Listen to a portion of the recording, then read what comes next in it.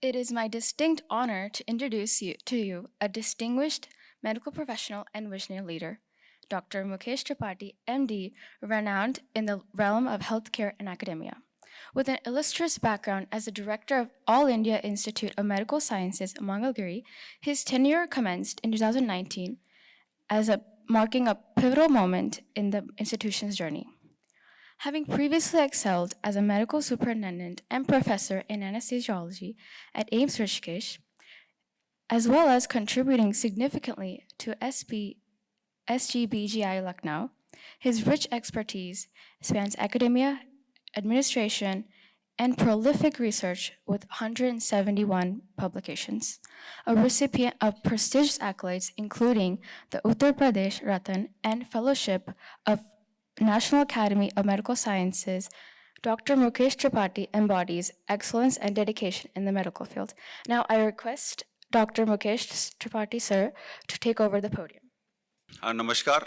I'm really thankful to Dr. M.K. Arora for inviting me for this Global Principal Summit or Conclave. And we have also signed MOU. Although we have been doing a collaborative work since the days I would like to remember Dr. Narayan Rao, actually, who was instrumental in bringing the two institutions together. And we have participated in one of the prestigious Sathi project, which is not yet finalized. I'm hopeful that we will get something definitely positive in that. And so we want to move forward from there, and definitely a lot of medical developments which are happening. There is a strong backbone required of the engineering, because use of instruments, and then something like artificial intelligence, all these things are coming in the play of further medical management. So there is a definite need of interdisciplinary collaboration, and more so understanding everyone's need. Now, I again want to say that all the esteemed guests on the dais, and what I have felt that the SRM in the private sector has definitely been a leader in India as a university which is giving even medical. The SRM rating is very high, and although there is some kind of competition between the government set of institutions and private, I know, but their contribution is definitely better. I mean, cannot be ignored, I will say, because there is a need of there is a dearth of doctors also. So for the benefit of the society. Now, in the background of roaming around at the moon surface, I think this is a very high time to cherish this innovations and research, what we have done so far, and we have reached to a pinnacle, modern science development, and then this is a high time that we must celebrate this, that India has achieved to land on the moon. In that background,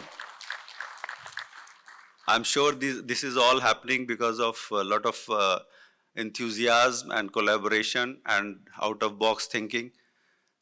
But and the cost-cutting measures. I mean, that is the best part of the whole story. So the cost-cutting is a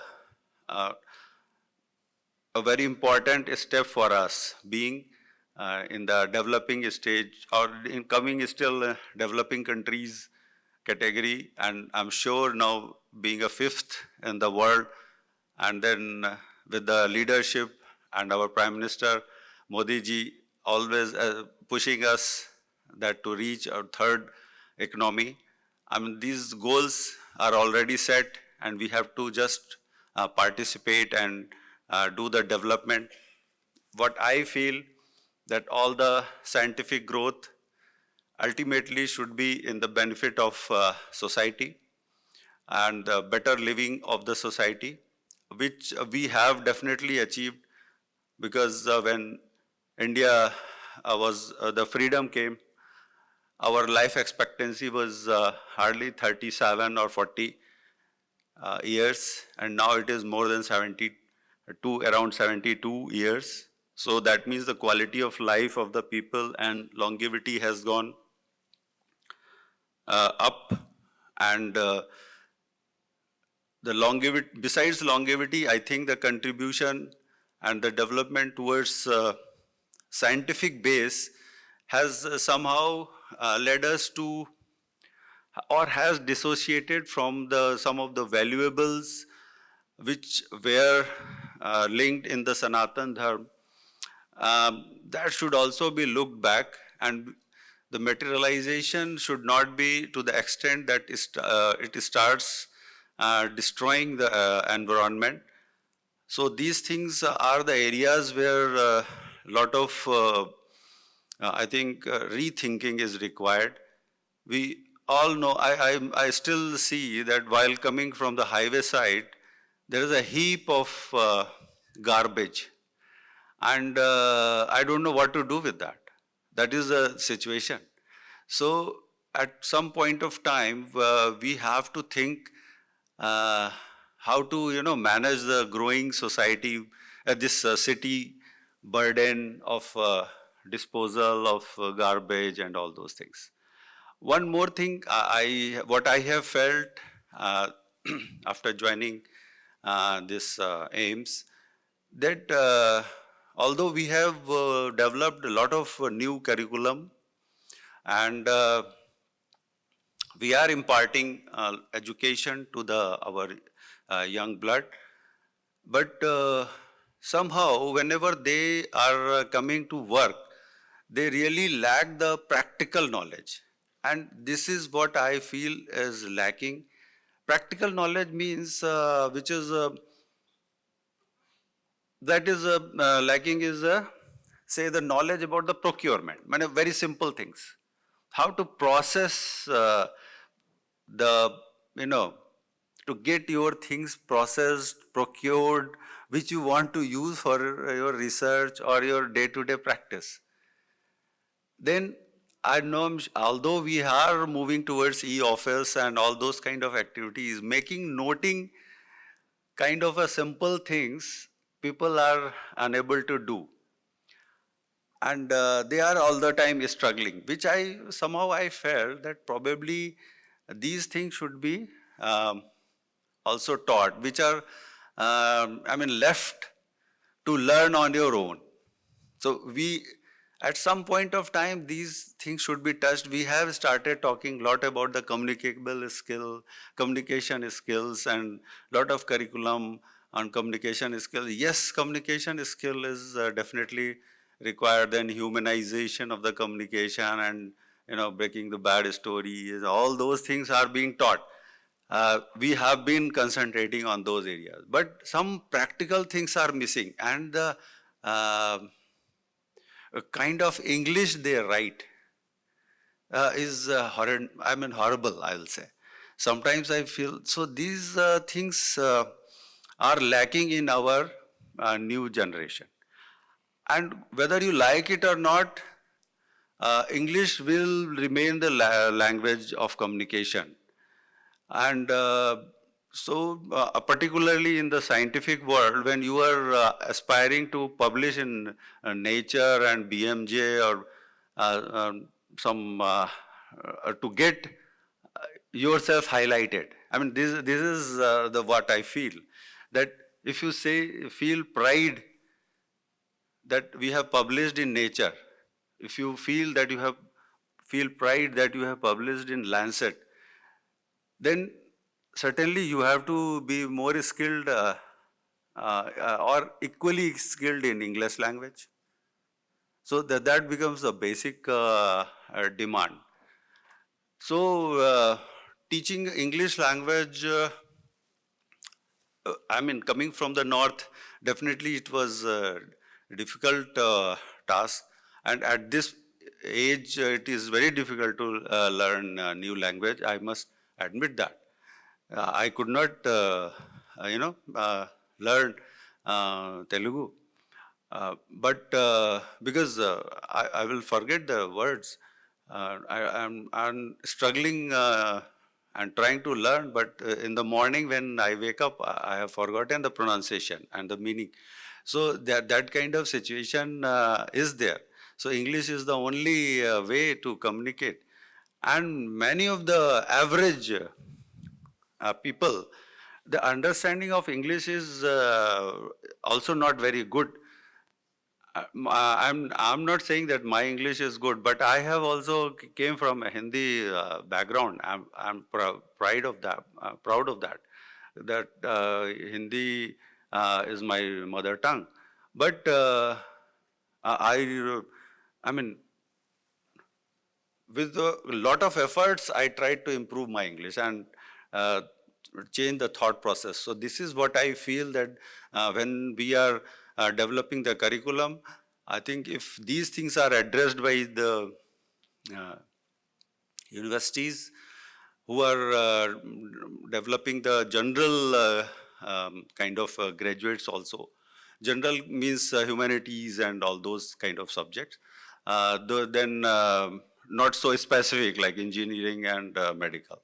So those that workforce must be brought to our level of understanding. And one more point in development of curriculum and excellence, what I want to emphasize is that a lot of knowledge and development are happening. Now this is a high time. We have to decide that up to 10th level, what should be taught, up to 12th level, what should be taught, and don't expect them to know the specialized things. Now, what is happening that there is a gap between the teacher and the student. Now, the demand of the or the need of the student, if not met, they will not come in the classes. The best example is that the same student who doesn't want to come to a school up to 12th spends 2 lakh rupees in coaching and studies from 6 a.m. he will get up, start from 8 a.m. and finish at the 8 p.m. and keep on studying that. That means those coaching institutions are addressing his need, while the colleges being somehow lacking to address their need. What is their need is to appear for the next or compete in the next entrance exam and be successful. So, and whether it is good or bad is immaterial. This is the practical thing which a student wants. And if we will not address those things in colleges, we will not be able to attract their attendance in the colleges. And then overburdening the new knowledge. So we have to decide that the foundation means building the basic language understanding of the subjects, whether engineering or medical or other architect or all other kind of subjects specific. But the basic understanding is something like can be understood that the language learning of that particular specialty should be more emphasized in the 10 plus 2 level rather than flooding them with the knowledge which they are going to learn in due course of their when they get admission. So somewhere people have to think about it that you know keeping Google in their hand and learning all wasteful knowledge rather than concentrating on developing the own some basic language and basic understanding of the things, communication, and then a, building a thought process over the existing knowledge. So that will only come by once you reach at that point of time. Prematurely, I think only few talented people will do, but average student will not be able to do it, and they will fumble. And once they fumble and the confidence is gone, this is how the deterioration starts, and they get into depression and all kind of uh, psychological impacts, stress, and all those things. And one more point I want to say is that is the last thing I want to say is that in the society we have suddenly started talking few things that boys are stressed. All the time we are talking, oh, they are, there is a group of people who are saying that the bag should be, okay, the knowledge and bag should be less filled with the books, that is fine. But the knowledge burden, how much knowledge burden should be given to them is to be restricted, that is for sure. But they are the learning, that the learning ability is at its peak up to the adolescent. So if the knowledge imparted to them with the pretext that it will be stress, my children are stressed. So I feel that this gives them a lead that if I'm not stressed, probably something is wrong with me. The, so the student, or you can say the children start talking about, I'm stressed, I'm stressed. So we are giving them a lead that you feel like stressed by talking more and more about these things. So probably the children, because when I was a small kid, I never felt that there is something like stress. I never felt. But now I'm a student, I'm seeing that the children are more talking about that. There is a stress, I'm stressed in the home, I'm stressed in the school. Probably this is, we are feeding their brain that you should be stressed. So that is not, I think, the correct way of talking all the time about the stress to the children. Let them be free and grow.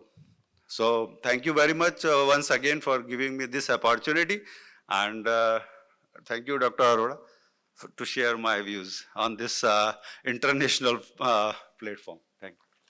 Thank you, sir, for a keynote address which was exceptional and insightful. Following the enlightening keynote address, we are honored to introduce our chief guest of honor, Professor and Head of School of Planning and Architecture, Vijayawada, Dr. Ramesh Srikonda. Dr. Ramesh Srikonda did his PhD from IIT Delhi in Solar Architecture and Building Studies. Dr. Srikonda possesses extensive expertise in solar architecture and building energy studies. His remarkable accomplishments include being a finalist for the prestigious World Habitat Awards and receiving recognition for his significant contributions of energy efficient housing. Dr. Srikonda's active engagement in various committees and international conferences underscores his unwavering dedication to sustainable development and architectural excellence. We are truly honored to have him among us today. Please join me in welcoming Dr. Ramesh Srikonda to the podium. Good morning to all. Honorable Vice Chancellor, SRM University, Professor Manoj Kumar Arora ji, Honorable Chief Guest, Dr. Mukesh Tripati ji, and all academicians and global principals, distinguished directors, and all other faculty members, students gathered here especially for this conclave, which is very, very interesting. The one what we are going to discuss and contribute and share our knowledge has become one of the important things for this. Especially, I would like to say about, as far as India is concerned, to make India as Atmanirbhar Bharat, students, once they come out, they have to be the leaders. The topic also given to me is very interesting thing. The one where I have to speak on, how do we make our students leaders of the world. There are specifically the time given to me is also 15 minutes. It's very difficult to say certain things about the leadership qualities, how it has to be nurtured. However, so few 9 important points I wanted to discuss with you. Leaders are not born. Leaders are evolved. Today's rapidly transforming world needs leaders who walk with talk, just by their speeches, not by elaborate strategies, but also by showing actions that impact people around them can measure. Students of today are the leaders of tomorrow. There are the leadership qualities how we have to nurture in the education system. The one which talks about the pedagogy and the subject, the syllabus, the way how we teach to them, that the science of teaching is one of the important element where we have to focus it more. The personality development, especially we have to see, a student should be a good listener as well as he should be a good learner. Then only he can able to make themselves good organizer, he can become a good organizer. Ability to learn the failures. Failures also a knowledge to us. In what way we do, we are not going to reach to that target. And that makes the stepping stone. So the skills development, we have to keep our eyes always open for the new things. Listening to make one and also things like one has to think about it, others' achievements. And the communication skills, what has already Dr. Tripati has specifically mentioned about it. That's the one important thing. From the day when the student joined, you should be in a position to have the inquiry, ask questions, try to understand what exactly we wanted to learn. The last part of our Aroraji specifically mentioned about it. The way we have to teach the student what he is expecting, the kind of a pedagogy what he wants to make himself to nurture the knowledge and pave a way to their betterment. These are the important items which we can able to see. Early identification and the development, he has to have a goal where and what domain he has to work on it. That particular domain, he should be in a position to work continuously. There are so many kinds of taxonomies are available in the world. Specifically, it talks about a platform that taxonomy gives to us, in what way you have to think about it. How do we creatively thinking the things, the design thinking and the creative thinking and the critical thinking about aspects, whatever you wanted to see. That makes the sense to the students. And that's how the teacher to be really nurture the students. Especially there are 2 types of the things generally we look at in a classroom environment.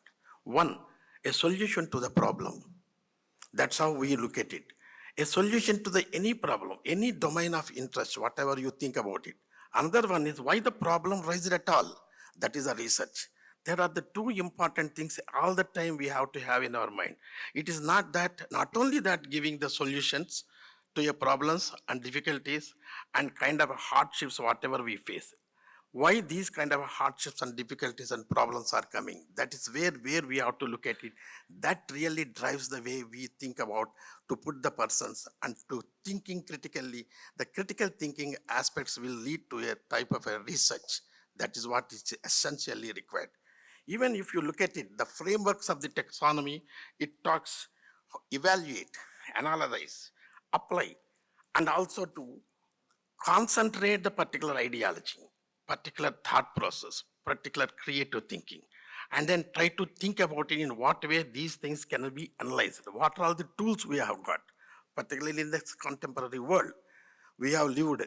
Because so many times we use it to say, it's not a rocket science. Now you know very well how our India is going to like crack the kind of a very difficult spot we landed in the Chandrayaan-3, that too in the South Pole. Now it has become a kind of a inspiration to all generations.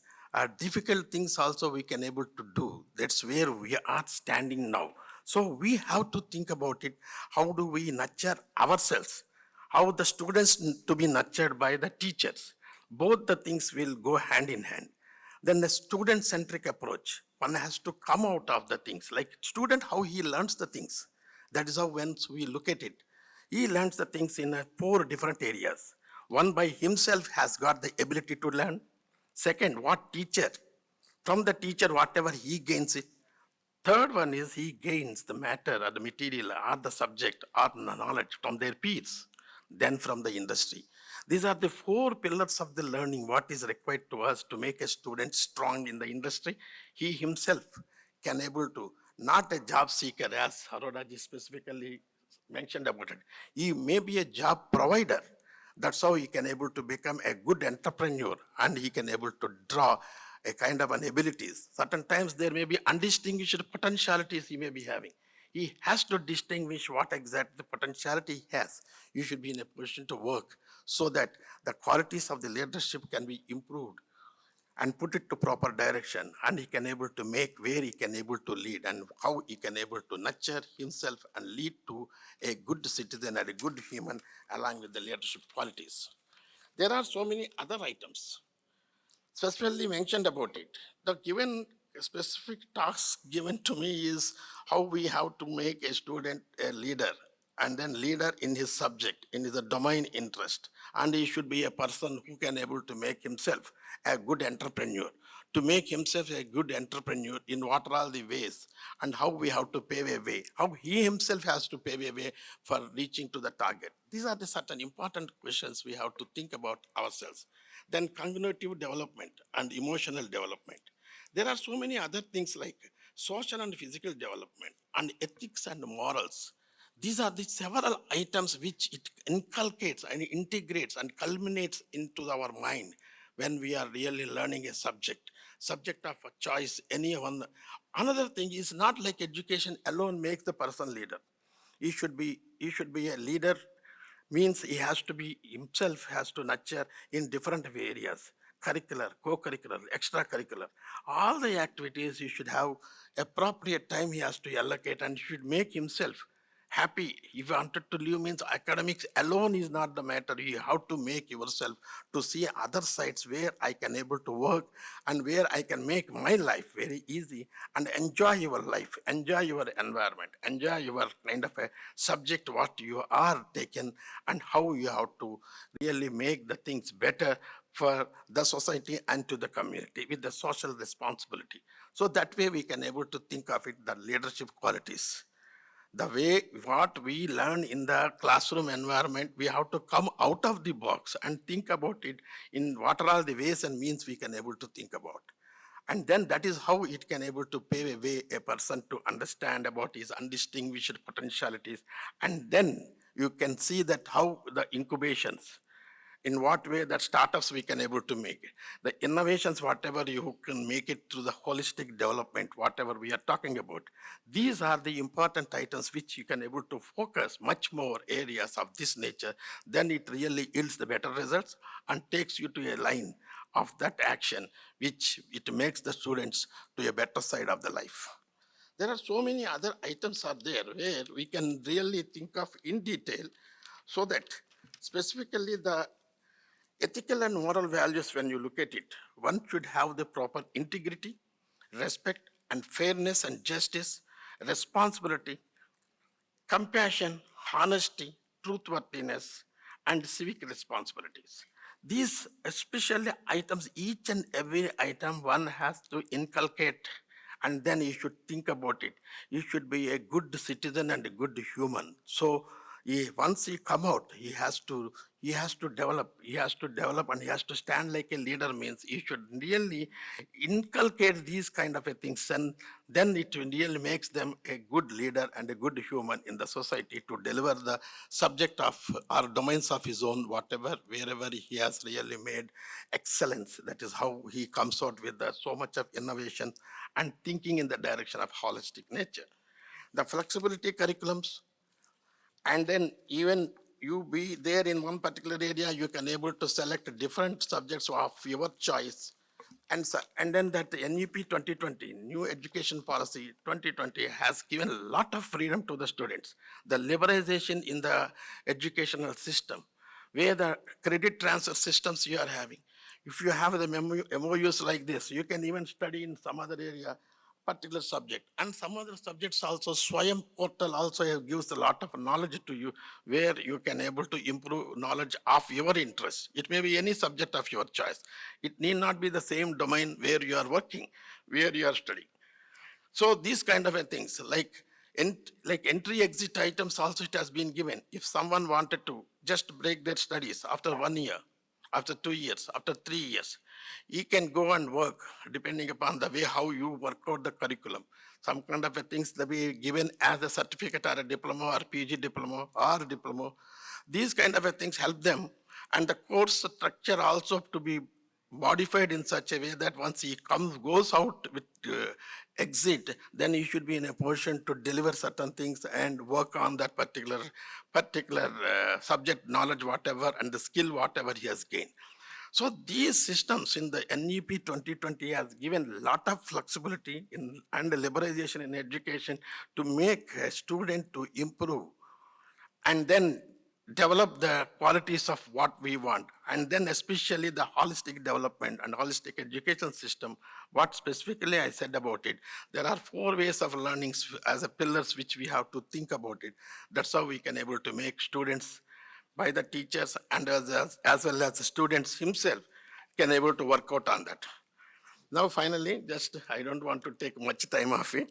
I'm grateful to SRM University Vice Chancellor Professor Manoj Kumar Aroraji and all dignitaries here on the dais for attending this Global Principal Conclave, covering various issues for a holistic approach for measure educational excellence and intercultural disclosure, harmony in the realm of education, and exploring exceptional experience. That's the triple E. That's what it has been mentioned in the minute-to-minute program. It's very interesting topics which we are going to discuss it today, not one or two. Everything it touches to the students and the faculty and to the administration where we can able to create a perfect platform to the students to improve themselves and make themselves as the leaders of the world. Thank you very much. Thank you to one and all. Now, let me introduce another guest of honor, Dr. Anil Kumar Tentu, the current CEO of Andhra Pradesh Innovation Society, a key department within the Government of Andhra Pradesh's IT/E&C division. With a distinguished 16-year career in the state's public service, Dr. Anil Kumar brings a wealth of experience and expertise to his role. He also contributed significantly to World Bank projects, including APR, PRP, and APC-FM, prior to his government service. He also holds a doctorate in political science and international relations from Jawaharlal Nehru University, underscoring his academic excellence. His commitment to public service and innovation makes him a valuable asset to our community. Please join me in extending a warm welcome to Mr. Anil Kumar Tentu as he takes the podium. A warm good morning to the luminaries on the dais and off the dais. At the outset, I'd like to thank Manoj Araraji for having given me this opportunity to be here in such an august gathering. In fact, we've been working very closely with SRM University, who has been spearheading innovation and entrepreneurship, not only in Andhra Pradesh, but across the country and the globe as well. I would like to take you through the journey, what we have been doing from the government of Andhra Pradesh. And today's theme given for me is Startup Revolution, Igniting Innovation Through Entrepreneurship, which is also close to my heart. From last 1 year, I've been heading this department, which is part of IT department, Government of Andhra Pradesh. And I'd like to initially take through some data points so that you'll understand what's happening on the world scale. There's Global Innovation Index 22, which has been come out by World Intellectual Property Organization. And I also would like to say that WIPO Center is present within AP Innovation Society, Visakhapatnam. So they work with us hand in hand. And the report says very clearly that Switzerland tops the list. Why? Because is that they have such kind of infrastructure, and they also give a lot of support for patents and as well for doing institutional support. In a sense, like all of you are academicians and also had various institutes from across the globe.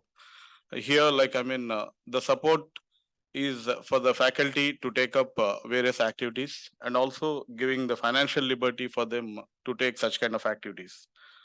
For example, last year, this point of time, I was working as OSD to the current Chief Secretary, Dr. Johar Reddy Garu. And in fact, we got a letter from the previous chief secretary to the CM's office saying that he wanted to teach and asking for permission. Sir holds a PhD from a famous US university, and it took a lot of time to clear the file because there's a lot of things like giving permissions, and also like a part of 1/3 of the I was surprised seeing at the file because 1/3 of the thing has to be remitted back to the government. So such kind of things when you look at that liberty and freedom is not given. But where in Switzerland, I'm bringing a case in front because I was reading one article. Even in US also, it is not so much encouraged. 30% to 40% of the patents and also the faculties things have to be remitted back to the particular institution. Such kind of things are there. If you don't give that kind of financial liberty, I think we tend to lose out on the innovation front. This where it clearly speaks out and have to improve on that things. And a lot of infrastructure facilities also needs to be built for that. Then again, these are the top countries by number of startups. India stands at third today, and worldwide, USA is the leader. You're all pretty aware, and China is at the second. And again, startups play a significant role in our modern economies because they're disrupting technology, and the traditional industries are being disrupted, and new markets have been created for startups. And also, that is clearly bringing in the true spirit of globalization. The Web 3.0 technologies, which we've been talking about, are talking of creating open-ended sources and democratizing the internet. Then again, you look at the unicorns, which is a benchmark. A typical unicorn, all of you are aware, had to cross the 1 billion mark. And these are about I'm talking about unicorns having a global stage. You look at the unicorns USA is again the leader here. And we have in India more than 100 plus unicorns. And recently Japto, you're aware, which is the fastest growing startup in India, a few days back had become the first unicorn of 2023. They just crossed 1.4 billion valuations, and they went through now currently in the Series E stage of funding. And again, for to fuel all these kind of innovations, we have to build the ecosystem. In fact, government have to give a lot of policies which have to support it.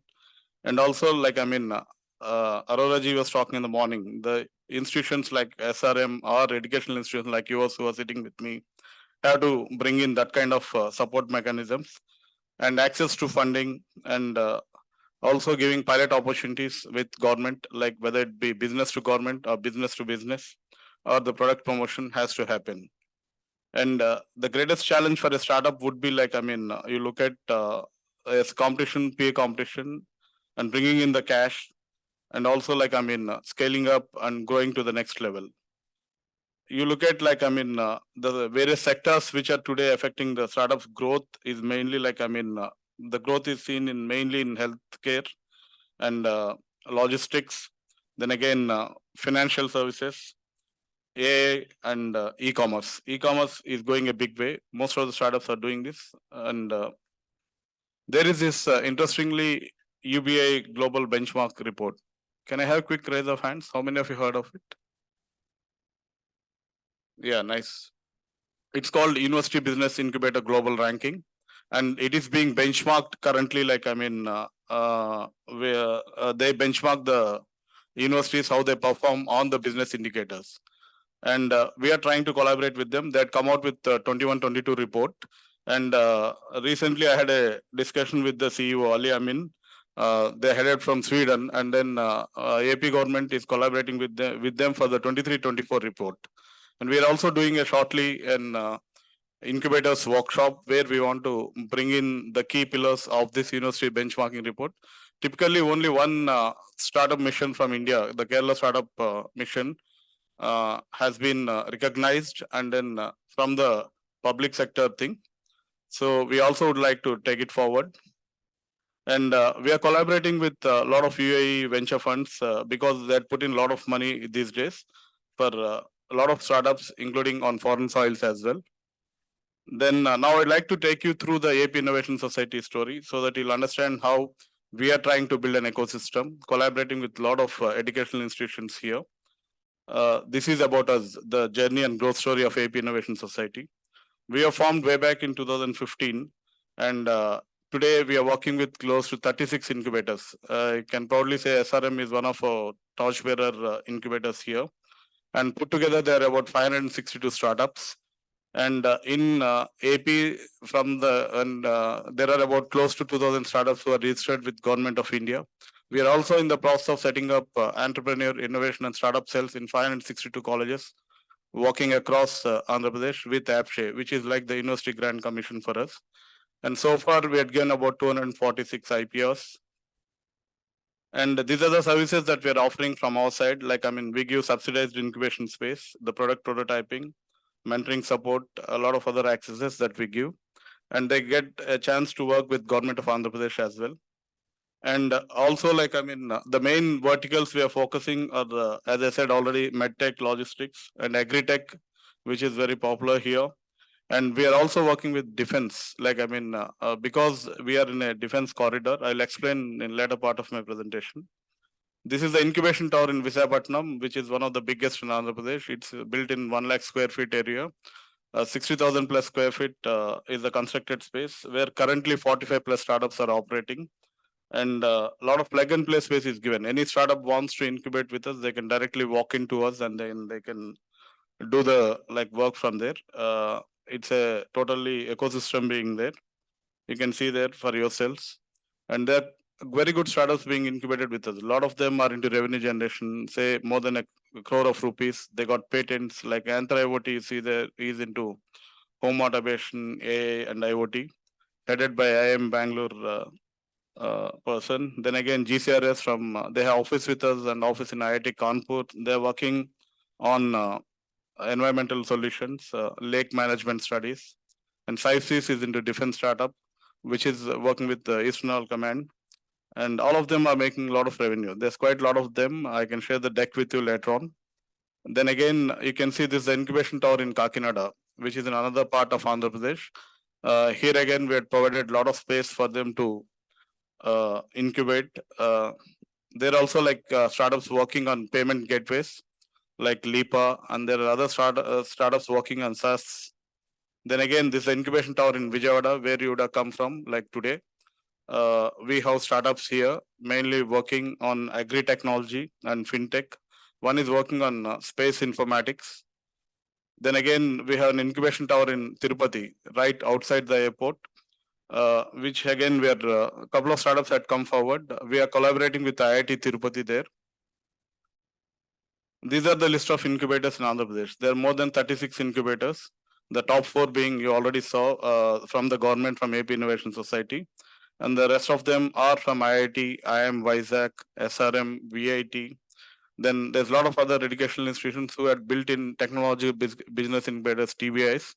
And there are a couple of NGOs who are working on a grassroots technologies. They call it Gramina Business Incubator, supported by mighty Government of India. So we are working very closely with all of them. We have done MOIs with most of them. And then we had come out with one innovative thing called the Startup One portal, where we are trying to unify everything on the single platform.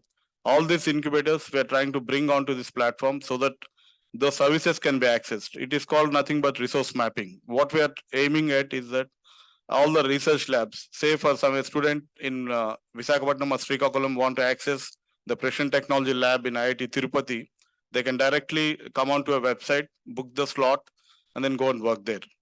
So we are working with an Industry 4.0 technologies with the Software Technology Parks of India. So they set up one COE in Vizag Steel Plant. So there again, he can access that lab through this portal. So I request all of you to access this portal, which will help you in coming directly in touch with us. A lot of innovation challenges and hackathons also we are undertaking. Mainly, we are trying to find solutions for the government department, and also for other departments who are coming in touch with us, and any other persons also who can approach. I urge you to come and work with us on close association here. Recently, we have done a fintech challenge last year, which went pan-India. We collaborated with Startup India and also Mighty Startup Hub, where the challenge went across the country, and more than 3,000 plus applications had come. Here, 15 startups had been shortlisted, and they've been given a prize money of close to 50 lakhs. And again, 4 of them have been finalized and then been working with government of Andhra Pradesh now. We have AP Central Fund Management System. They are being piloted with us right now. And then this is a grand finale we're done where our Honorable Minister Sri Gudwad Amarnath Garu was present, and then he has done the honors, distributed the checks. And next month, there's a global fintech festival happening in Mumbai by the Startup India team. That given a citation for government of Andhra Pradesh, which is a very happy moment for us. That clearly mentioned that states like Andhra Pradesh leading the way in setting up fintech ecosystem outside state capital city. So we are collaborating with them. And also new challenges that we are working is on cybersecurity, which is the need of the hour. We are directly working with Data Security Council of India and also the Police Department of Andhra Pradesh. The IG of Police we met, and then they'd given their problem statements, mainly on 3D fingerprinting, AI, and other things. So we had put aside close to 40 lakhs of prize money here, and it will be completed by next month. On logistics challenge also, we are working the Gati Shakti platform, and because it's a in thing, the government of Andhra Pradesh is coming out with a lot of new ports, major ports, and also fishing harbors. So that would be we have the biggest coastline next to Gujarat. So we are utilizing that opportunity and trying to make it in a big way. And these are the center of excellences established so far. I'd like to bring to your notice so that these opportunities can be utilized. On IoT and AI with NASCOM, we had set up a COI in Visakhapatnam. Government of AP had contributed close to 2.5 crores. On Rural Incubation Center was set up as part of Atal Innovation Mission. We had set it up in Anantapur. 50 lakhs has been again contributed from the government of AP side. On Industry 4.0, it's called Kalpataru, and in Visakhapatnam, it has been set up with 20 CR. There's a Med Valley, which is working on biotechnology and medtech, and it is one of the biggest ones. In 1,000 acres, it's been spread, and then there's more than 50 plus companies working there. They hold the Guinness record for producing the highest number of RT-PCR kits. Then on maritime and shipbuilding, it's in Visakhapatnam Port Trust. Government of India has set up with 20 CR SEOE. Further add on to this, we are coming out, Andhra Pradesh Innovation Society is coming out with new COIs. Very close to us is the Metaverse COI and AR and VR. Microsoft, we are working with them. They agreed to be the knowledge partners. This month end, they're visiting our facility in Visakhapatnam. It took us a whole lot of year to bring them on board. And on a separate note, I'll show what we are doing with them. On autonomous warfare, we are working with NASCOM and AHUB. We roped in Magnivo Ventures of USA. So future warfare will be in autonomous mode, not just autonomous vehicles. And again, on green energy and sustainable energy, we are working with IAP. IAP is nothing but Indian Institute of Petroleum Energy, which is part of the conglomeration of PSUs, oil PSUs in India. So they're kind enough to collaborate with us and set up this COE. Then on 5G technologies, we're working with IIIT Karnool, where they have sandbox facility on they are collaborating with Samsung, and Samsung had put up with 50 lakhs a sandbox facility there. On Fab Lab, we are working with IIT Tirupati and also STPA. They came forward to set it up this. We don't have one in AP. And on cybersecurity, we're working with the DSCI. On blockchain, there's a unicorn called DLT Labs. They had come forward to set it up as a COI in Visakhapatnam. On gaming, we are working with Cretaverse. I think all of you would have seen Bahubali movie 2. They're the behind the VFX part for the Bahubali movie 2. His name is Karthik Chirra. He's set up in Dubai. He is the co-founder of Film Emoji, which is having more than 35 plus million subscribers.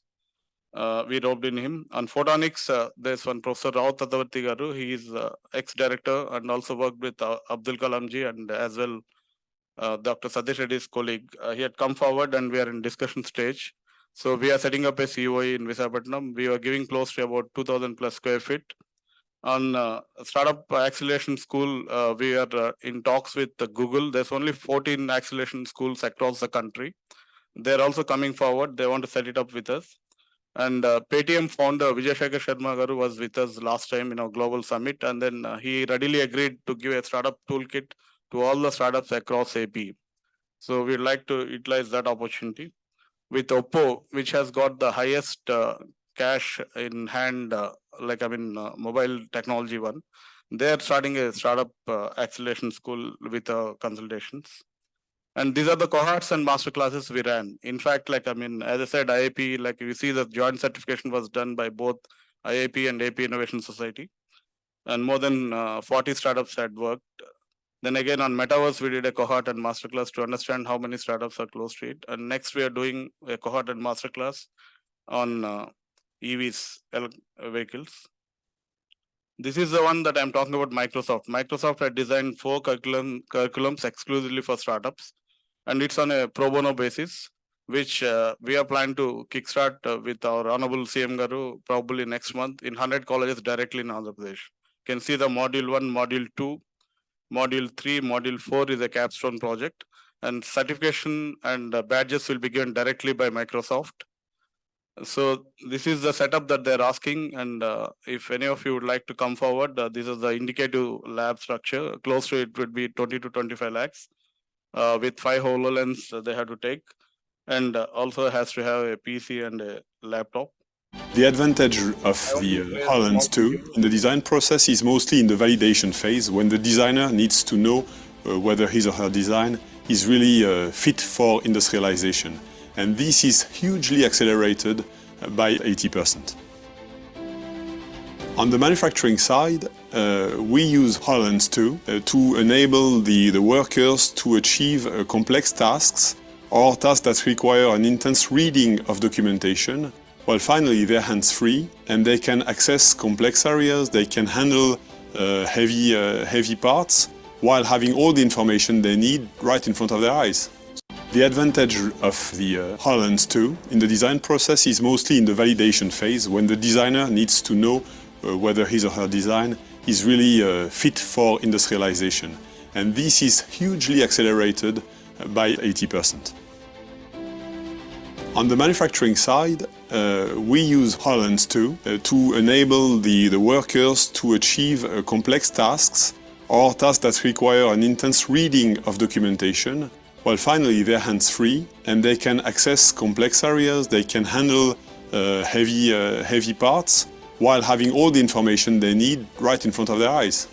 The advantage of the HoloLens 2 in the design process is mostly in the validation phase, when the designer needs to know whether his or her design is really fit for industrialization. And this is hugely accelerated by 80%. This is what has been given by Microsoft, and in fact, we are working very closely with them. So they say that by 2030, most of the educational institutions have to come to this platform. And Microsoft was good enough to give the LMS to us for undertaking this preparation. And also we are collaborating with Wadhwani Foundation, where we kickstarted recently 14 weeks curated acceleration program. More than 100 applications have been received, and it's the single largest cohort by far in India. 50 startups had come forward and they joined the cohort. They not only take through the acceleration program, but also give them the VC funding later on, which is the biggest conglomeration here. And as I said, we are part of IDEX. IDEX is nothing but Innovation for Defense Excellence. And here, there's quite a lot of funding. Typically, in any government project, the seed fund that we give is close to starting from 1 lakh to 25 lakhs. For IDEX project, which will be close, it starts with a 1 CR. And here, what I'm saying is that India is the next importer. And as per our PM guidelines, we want to become the net exporter. And government of India has the highest budget for defense. This, for example, Hindustan Shipyard recently had signed a contract for 19,000 crores. And we are signed an MOU with Hindustan Shipyard, and a couple of our startups are working with them. These are the defense startups that are working, there are close to 7 startups which are incubated with us, working directly with defense. Some are sending products to Border Security Force, to Indian Army, to Eastern Naval Command. And recently, the CMD of SBI was in Vizag, and he had given 40 lakhs of CSR to one of our defense startup. To Coast Guard, they gave their product, which is a live buoy, which is remotely operated by a drone, and it saves lives. And again, we attended Amrut. It's nothing but Atmanirbhar Bharat, where we want to indigenize the technologies. It's a missile technology repair conclave. I attended very recently. Eastern Naval Command Vice Admiral was there. He encouraged our startups, and also Director General Defense Procurement was there. We also conducted a DESI event, which is called Defense Electronics and Startups Interoperability. The first edition was conducted in Vizag. We had all the defense officers and MOs have been exchanged. And the DESI 2 was conducted very recently in IIT Tirupati, where Lieutenant General was present.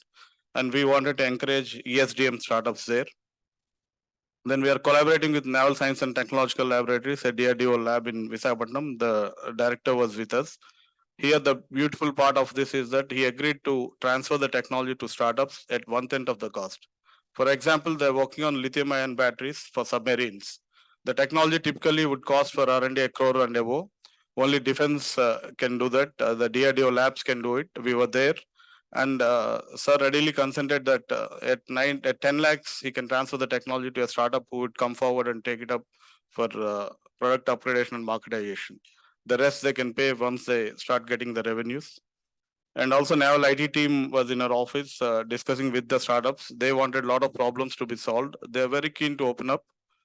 And we are also empowering a lot of women startups. And Dr. Satish Reddy Garu was with us, who is presently Principal Scientific Advisor to Defense Minister. He also encouraged a lot of startups.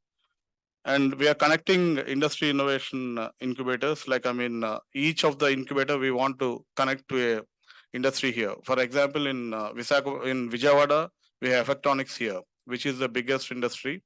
And they're working for signaling system of Indian Railways, and they want to collaborate with the startups here. So we'd like to put an incubator to them so that the correct matching and batching will happen. And we are conducting a lot of workshops for women entrepreneurs, especially recently we're done for growth strategies on women entrepreneurship. IIM Vizag is collaborating with us.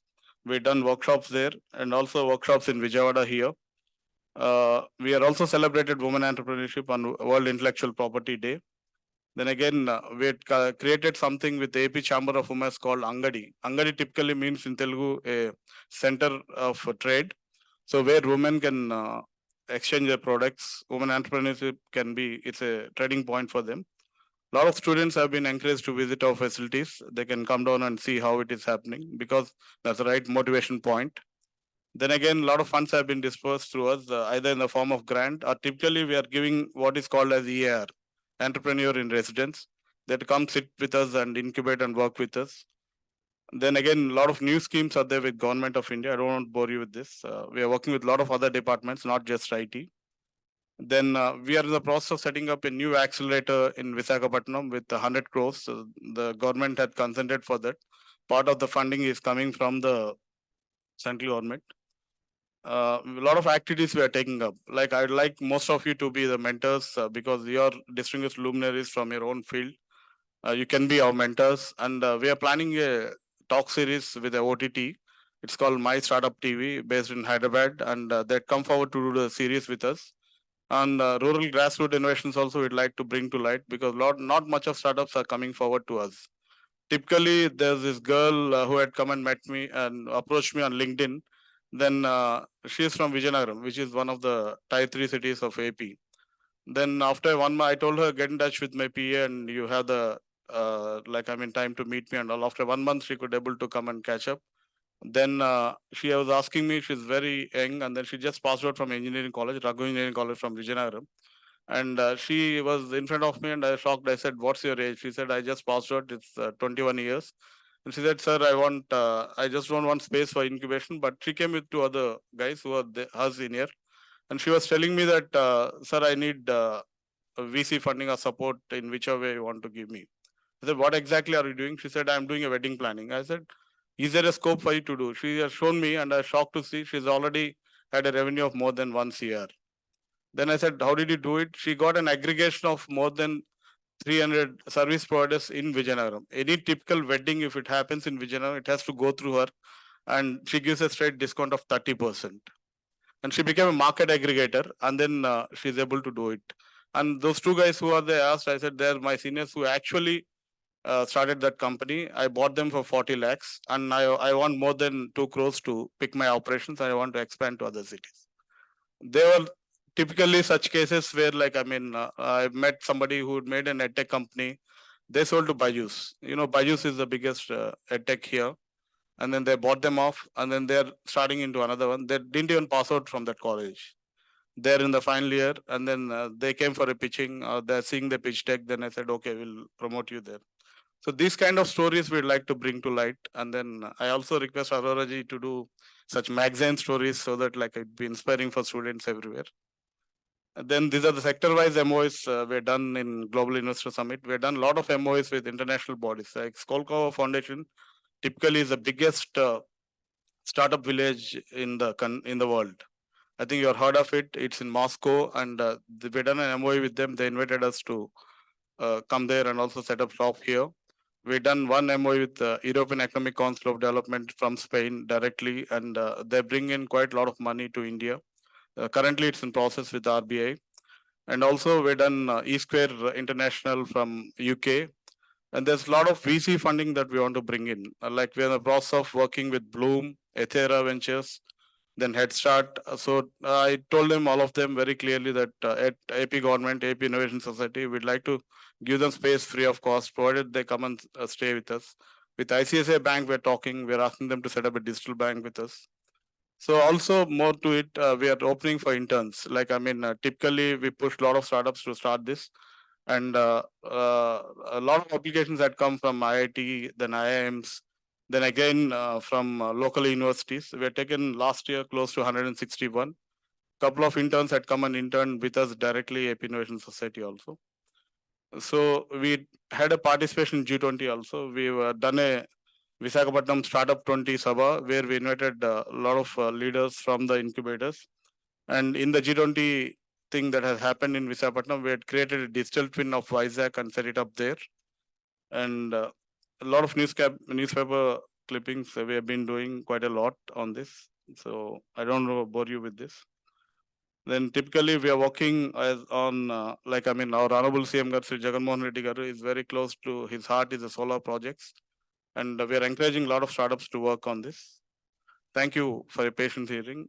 We want to be the startup Andhra Pradesh. I thank Aurora ji for giving me this opportunity. Thank you, sir.